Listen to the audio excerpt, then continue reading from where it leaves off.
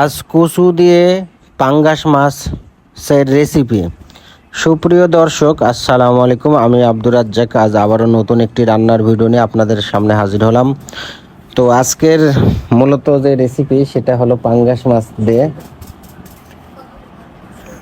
তো আপনারা ভিডিওটা স্কিপ না করে পুরো ভিডিওটা দেখবেন। যারা পাঙ্গাস মাছ দিয়ে কচু দিয়ে রান্না করতে পারেন না, তারা অবশ্যই এই ভিডিওটা দেখলে পুরো রান্নার প্রসেসটা আপনারা দেখতে পাবেন। কিভাবে মাছ ভাজি করব, কিভাবে কচু সিদ্ধ করে নিয়ে কচু দিয়ে রান্না করব, তাহলে আপনারা বুঝতে পারবেন। আসলে পাঙ্গাস মাছ আমার অনেক একটা প্রিয় মাছ। আর পাঙ্গাস মাছ দেয়া আপনার আমাদের দেশের বাড়িতে যেমন আরানি কচু বা কোনো এলাকাত মঙ্গলচণ্ডী কচু বলে থাকে। এই কচু দিয়ে আজকে রান্না হবে। আর এত পরিমাণ স্বাদ, যা না খাইলে কখনোই বলা সম্ভব নয়। আমার অনেক ভালো লাগে পাঙ্গাস মাছ আর কচু দিয়ে। তো গতকাল বাজারে গিয়েছিলাম, যা বড় একটা পাঙ্গাস মাছ কিনছি, আর পরবর্তীতে একটু কচু কিনলাম।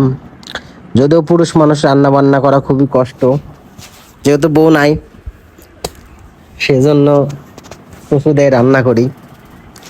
আর আপনারা আমার ভিডিও দেখে যথেষ্ট পরিমাণ ভালোবাসা দিয়ে থাকেন, যার কারণে ভিডিও বানানোর আরেকটু আগ্রহ বাড়ে।